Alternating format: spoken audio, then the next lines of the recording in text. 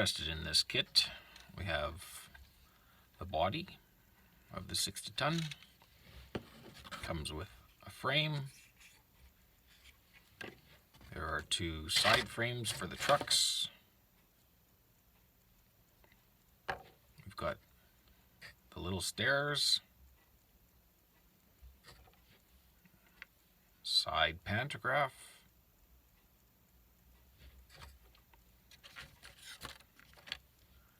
side pantograph stands, lower fuse boxes,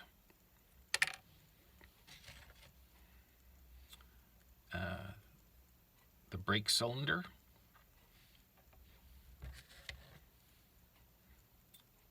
air tank, lower tank, and a few roof details.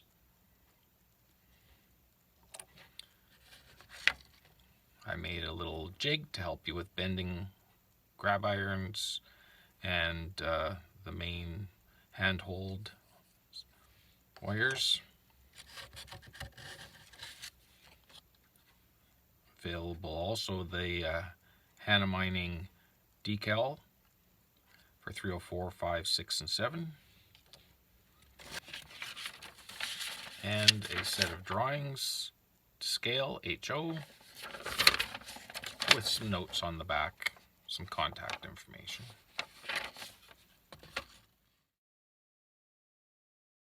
Here's the 60-ton industrial locomotive with all the support structure on it. Makes a good hand grip for doing the initial drilling, though you can take it apart and hold it otherwise. One of the first things to prep up is get these holes for all the handrails drilled and the holes that go up and across the top. There's some fine holes, little dimples where the holes need to go in here, and there are some dimples in here where you can put in the brake levers. Leaving the support structure for the moment, let's get the holes drilled. Got a 0.3 millimeter little bit all set up. Turn that speed right down. Get going on some of this drilling.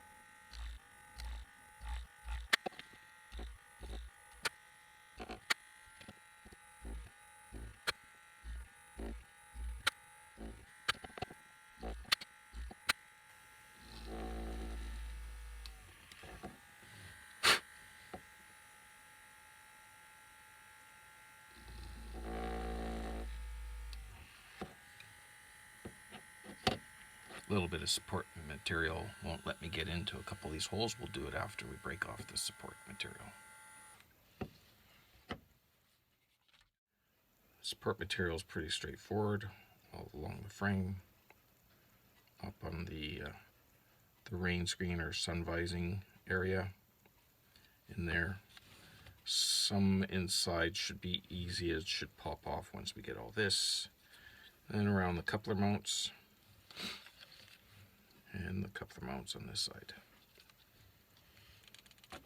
Throughout this video you'll see some of the new version on there, and we'll also see the original beta version if you wish. Most of the details are the same, a few little things that I've done that are different, some on the frame, and just some extra dots for mounting holes on the sides. variety of items that we can be cutting off the supports, depending on where you need to get into, from a knife to nice little fine tools in there.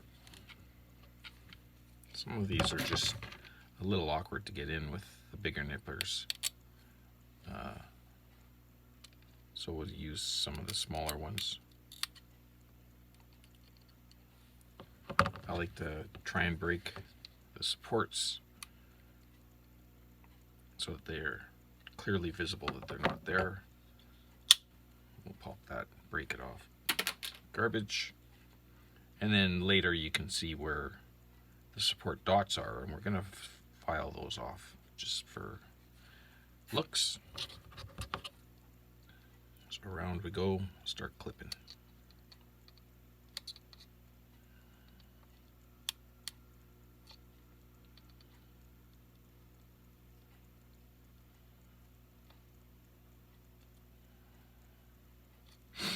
Now, on the couplers,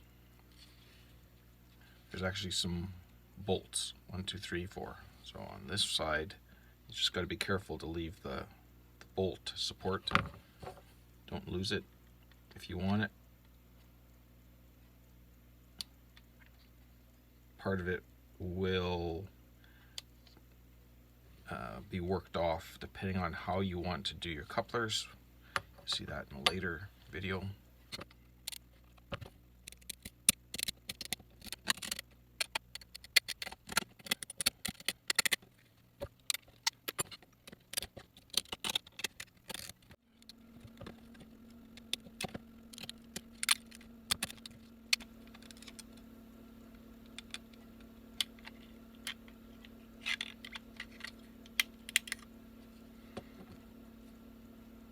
There we go. Supports are off. I'll just finish getting these couple last holes drilled while I'm thinking of it.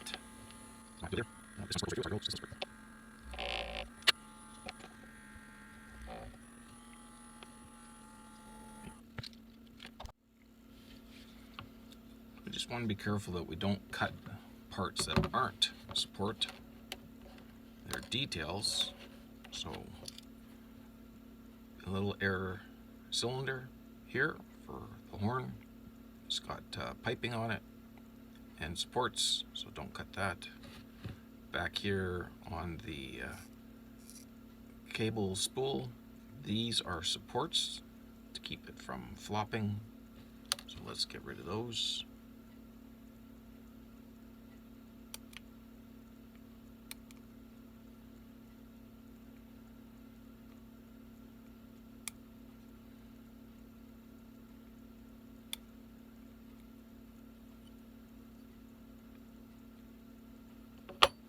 Okay.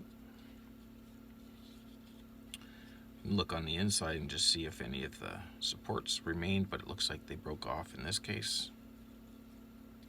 There's some other holes that we'll look at drilling later, which are the stirrup steps that will go into here. And on this side, here. Got those holes drilled, those holes drilled. Got the roof holes drilled. These roof holes, they're very, very tight and makes it a little bit of difficulty when you're drilling. So you end up potentially making each rung slightly different as it goes across, so just be aware of that. And next that we want to do is we're going to get a frame, and we're just going to test fit a frame in here. In the newer version, I've put little supports in here so we can put tiny screws and hold that frame in. In the beta version that you'll see occasionally throughout the videos, doesn't have those supports, but otherwise it's the same. Okay, we've got the frame here. Frame goes in the deeper side in. There are holes over here that match up for here should you want to drill those to fit a tapping screw. There are little holes here that are meant for centering, just so that if they need something that's centered, it's there, not specific for the model. And if we do one coupler style, we will be cutting this section out anyhow. From there, they usually pretty tight, don't fit in the first time. So what we want to do now is we just want to find out where the interference is, and we just want this to be able to slide in and out without pressure. So if I hold it here, I can see it's just slightly off. That's support structure in the side, support structure back here, support structures that were in here. So we're going to do a little bit of filing, and we're going to work at it just a little bit at a time until it just pops in and out nicely. This area here, which had support structures, needs to be filed down in this part here. So this is what it looks like fully supported, and a lot of these areas here, that's where the support structure is, and that causes some issues. But there's also some flashing that happens. So let's start sanding.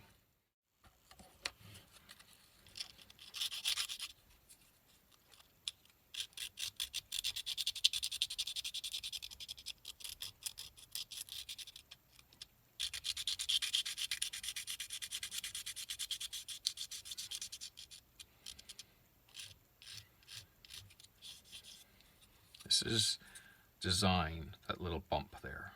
So don't file it flat.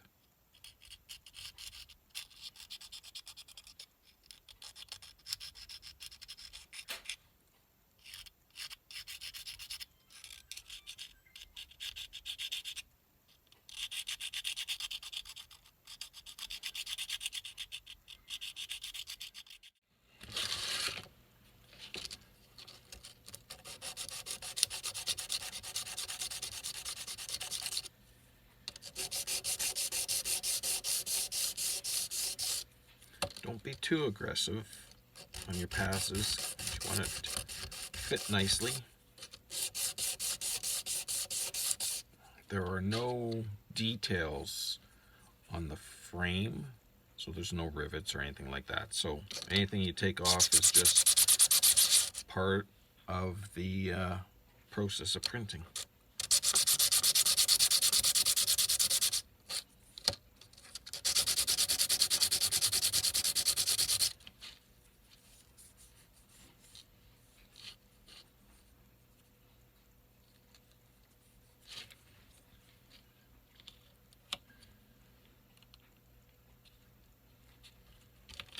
About there.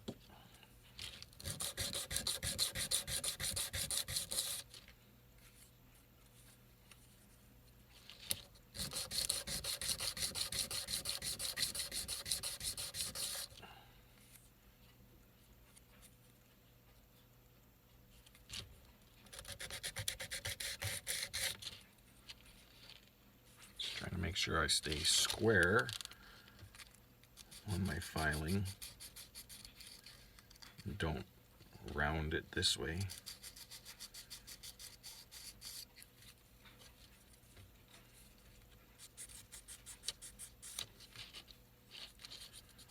I find this 90 degrees here often is rounded by the resin, and that you want to work, get in square you can, so it fits nicely.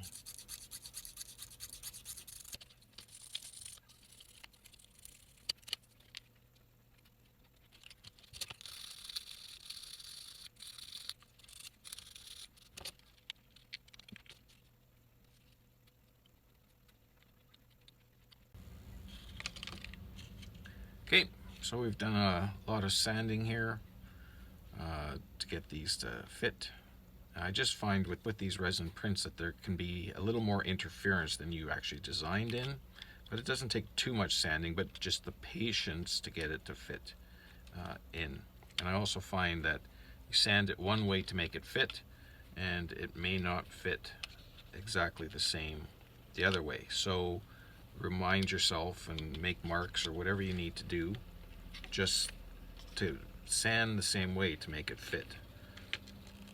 So, front to front, back to back type thing, so that it comes out. Now you can sand a little more than I've done. This is still got a bit of a snug in there, which is okay. Again, we've got screw holes that you can use. We'll push this right down. Demonstration. There's a hole that goes right through, and you would just have to adjust the size of these little holes to fit the type of screw, whether you want to tap it or whether you want to use a self-tapping screw in there. Just always be careful. Too much, always be careful. If it's too tight, you can always start splitting. It doesn't need that big of a screw. You see there's not a lot of room between it, but that's your holes lined up there. Okay, so the next part that we're going to do is move along to how would you like to do the coupler.